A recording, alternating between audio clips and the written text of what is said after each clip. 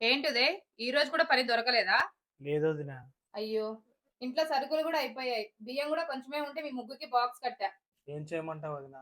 పొద్దున్నుంచి పని దొరికిద్దేమో అని నించొని కాళ్ళు నొప్పులు పుడుతున్నాయి. అయినా పర్లేదు పని దొరికిద్దని ఇంతసేపున్నా. దొరకలేదు.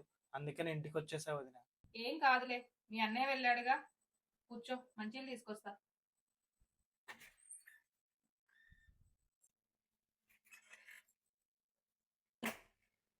ఏంటన్నయ్య పని దొరకలేదా నీకు కూడా? లేదురా. ఇప్పుడెలా? నీకు పని లేక, మీ తమ్ముడికి పని లేకపోతే ఇల్లెలా గడుస్తుంది?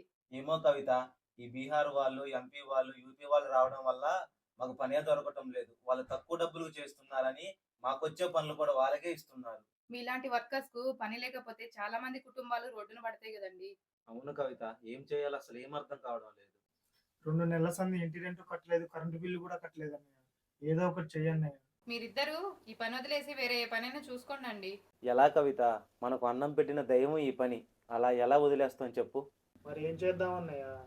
చూద్దాం. ఈ పని చేయక ఇంకో పని చేయకపోతే మనం ఆకలితో చావాల్సి వస్తుంది. నిన్న మన బాబు స్కూల్ టీచర్ ఫోన్ చేశారు. 2 రోజుల్లో ఫీజు కట్టకపోతే మన బాబుని స్కూల్ నుంచి పంపించేస్తారట. అవునా? నేను మాట్లాడతాలే. ఏం మాట్లాడుతున్నారు మీరు? వేరే పని చూసుకోమంటే చూసుకోకుండా నేను మాట్లాడతాను నాకు సర్ది చెప్తున్నారా? అక్కడ అందరి ముందు పిల్లల్ని బయట నించోబెడితే వాళ్ళు ఎంత బాధపడతారో అది అర్థం చేసుకోకుండా నేను మాట్లాడతాను నెమ్మదిగా చెప్తే ఎలా? వదినా, మీరిద్దరూ గొడవ పడవాకండి. ఈ సమస్యకు ఏదో సమాధానం ఉంటుంది. ఏం సమాధానం ఉంటుంది? ఏమీ ఉండదు. మీరు రోజు పనికి వెళ్తారు, పని దొరకట్లేదు అంటారు. పాపం వాడు రోజు కారంతో తినలేకపోతున్నామ్మా అని నాతో చెప్పుకొని ఏడుస్తున్నాడు.